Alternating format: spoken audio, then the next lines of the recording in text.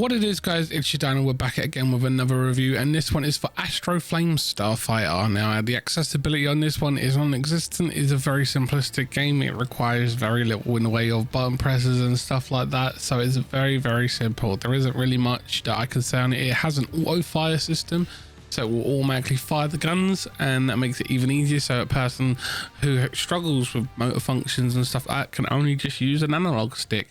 So that's a good thing. It doesn't have any colorblind modes. It doesn't have anything like that because it's a very simplistic game. Now, it is very intuitive in the fact that the analog stick works really well. I've tried it on a bunch of different things. I tried different third-party controllers. I mainly played this on the Xbox, so I used a couple of different wired controllers that would work, and most of them just had no problem. It just plug and play, and it worked super simple. Now, this game is basically, the best way to describe it is a modern 3D graphics space shooter game.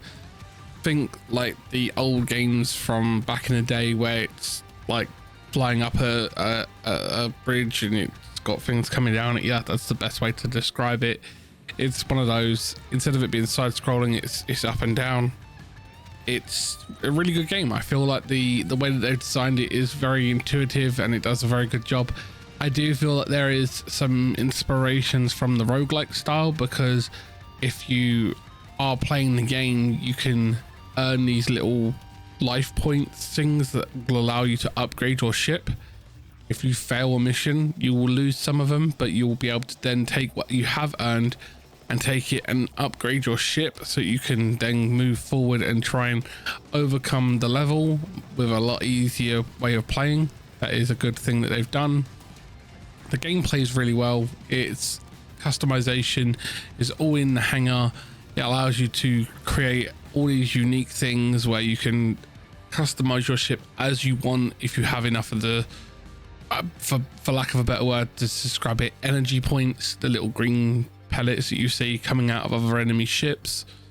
It's just a really simplistic game that does something very well. I feel like the roguelite style of the fact that you can get more powerful every time you die is a nice way of looking at it. It doesn't reset you back to level 1, but it is a case of, if you fail the mission, you can take what you have earned and invest it into your ship and make your ship a little bit stronger or more resilient.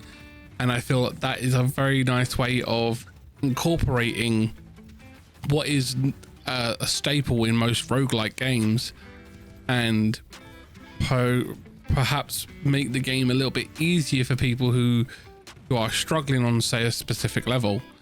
I feel that the game is very well made. I haven't encountered any bugs. I feel like the achievements, if you are an achievement hunter, are very easy to get. This is a game that you could easily get 1000 G on with no problems, just blasting through as you play the game. You'll get them eventually.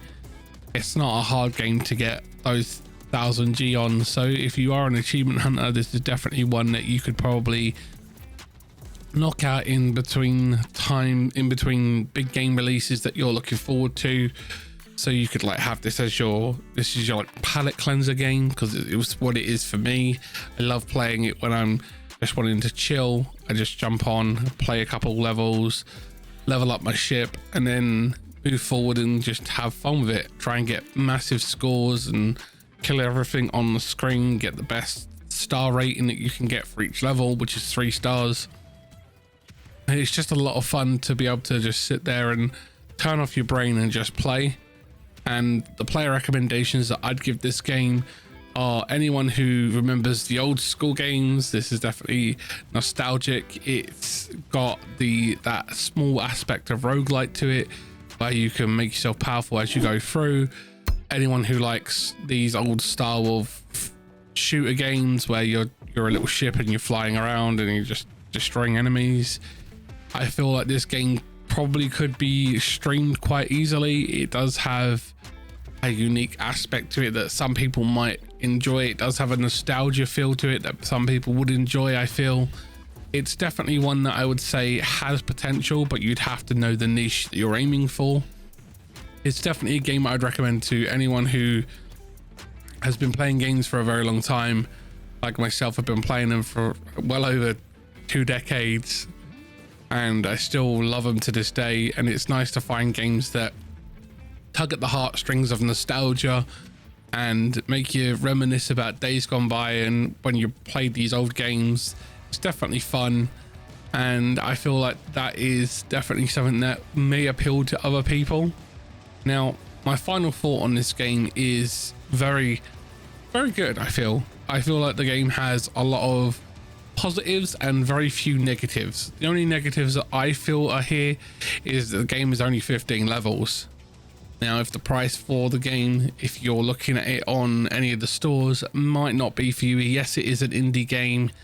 It is definitely one that I feel is fun. It's a nice breath of fresh air when you've got loads of these other games out there that require so much when it comes to playing them, and you've got so much that pulls you in one direction or the other. It's definitely a game that will definitely be one that people might not enjoy, but I feel that it's got its market, it's aimed at its market very well, and it's probably going to pull in the opportunity of some people who want to do speed running and stuff like that. I feel like it's definitely one that could have a lot of potential for other gamers to get involved with. I do think that the game is very well made. I feel like the only cons are the fact that it's very short, and if the price to value isn't right, it could negatively affect the game. But overall, I do like the customization that you can do in the hangar. I would love to have seen more cosmetics, so you could like paint the ship.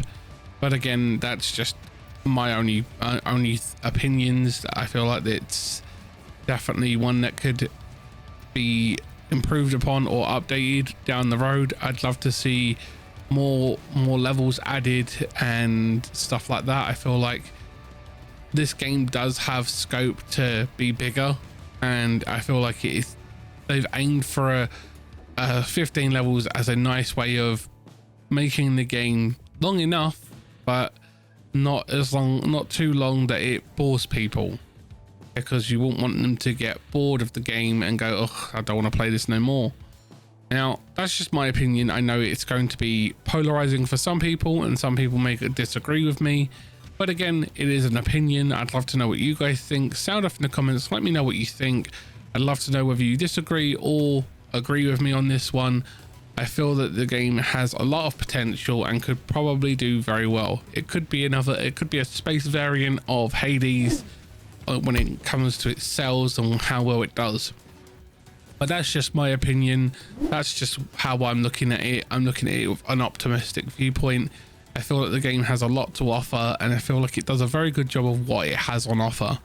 So that being said, guys, thank you for watching. Thank you for checking it out. Don't forget to check out the rest of the content when we do. Like, comment and share, and as always, guys, we'll see you in the next one. We do everything on this channel, long form, short form, and lives, and I'll catch you then in the next one. Take care. Bye, guys.